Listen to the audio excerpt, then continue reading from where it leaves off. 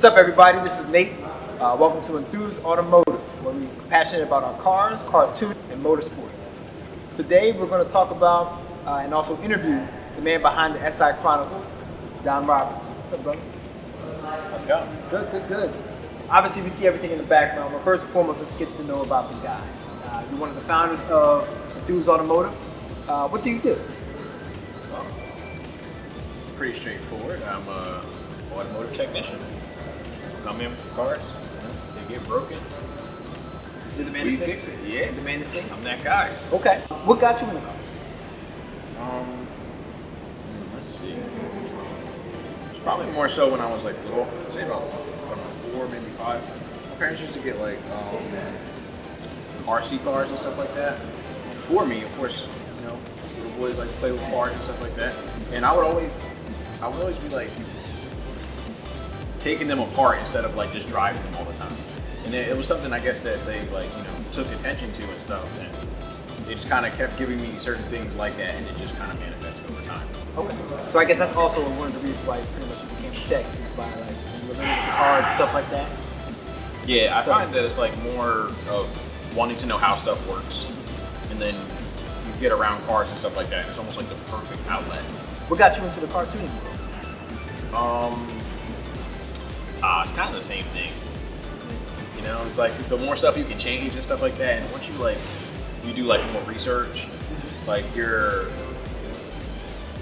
can see like the possibilities that open up and stuff. So you see things that can be changed and need for, you know, a little bit extra like boost or power or something like that, and it really kind of gets you going because I already like to like drive fast. I like action, adrenaline type of things like that, you know, sports, you know, like biking and stuff like that. So, Okay. Well, we see the car behind us, obviously the Honda Civic Si. We'll get to that in a second. But besides this car, what other cars do you have? aside from this one, the only car that's probably even worth mentioning at this point is the 240 SX. What's going on with that one? Not me asking. What do you do? Like, is that like a track car? Like, what is the main purpose of the 240? Well, the original purpose was just kind of like a daily and stuff like that. But, you know, time flies, you're playing with friends and stuff, you know, maybe in the parking lot and stuff like that. Yeah. Crackheads. So, yeah, I ended up tracking it and stuff. I had to do, you know, had to jump through a couple hoops and stuff to make sure it passed, you know, like their tech inspection. But as far as that's concerned, it's pretty straightforward. Like, pretty much throw you out there. You just kind of learn and grow or whatever. So, you know, becoming a better driver is like going hand in hand with it too. But I just like to take it to the track most of the time. Now let's talk about the elephant in the room. Obviously the Honda Si, which is right behind us. What's going on with it? I see you got the engine out. Best kept secret.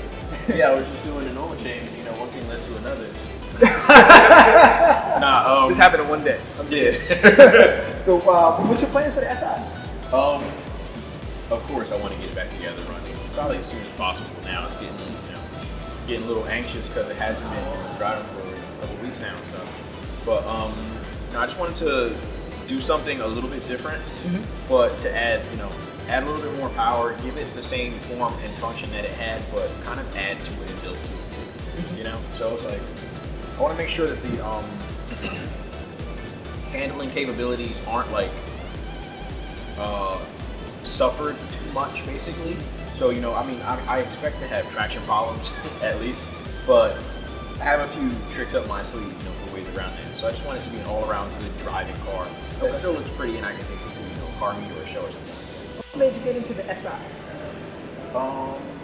Like why out of all the platforms, why the Honda Civic Si? At the end of the day, it kind of came down to cost.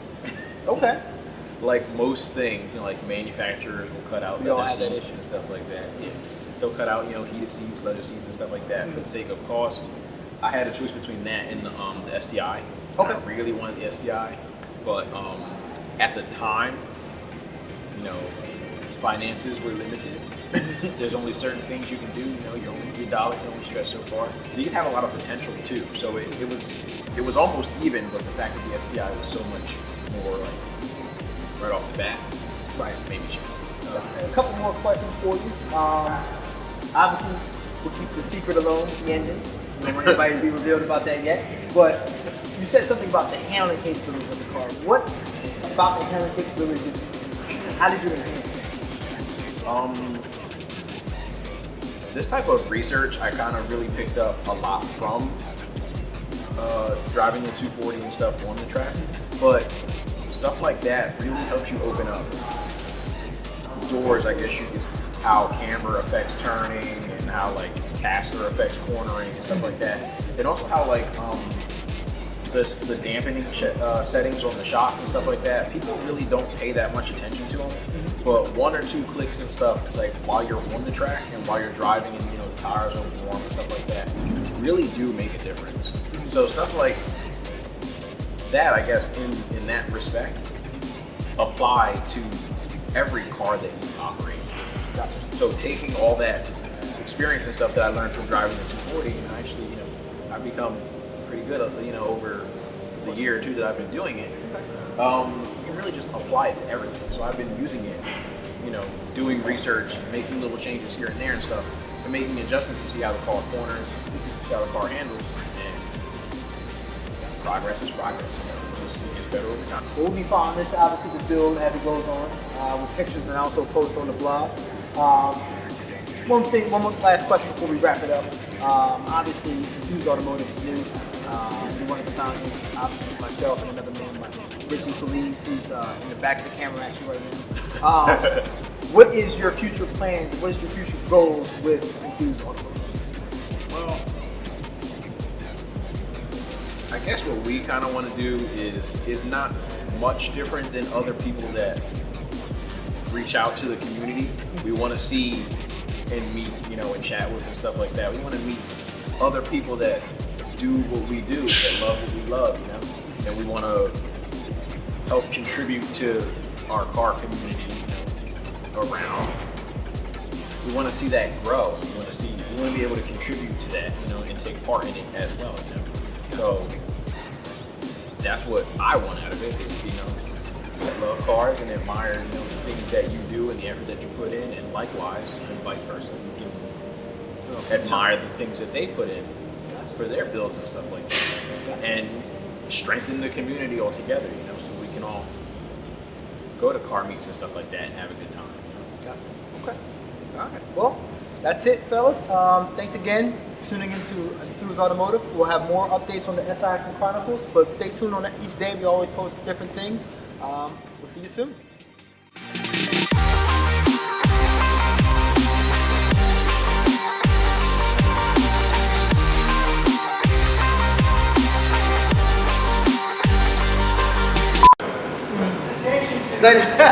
Bloopers, maybe? Hey, how was that take? Let me know. Yeah, just talk. Hey, this is Nate Monroe with Enthused Automotive.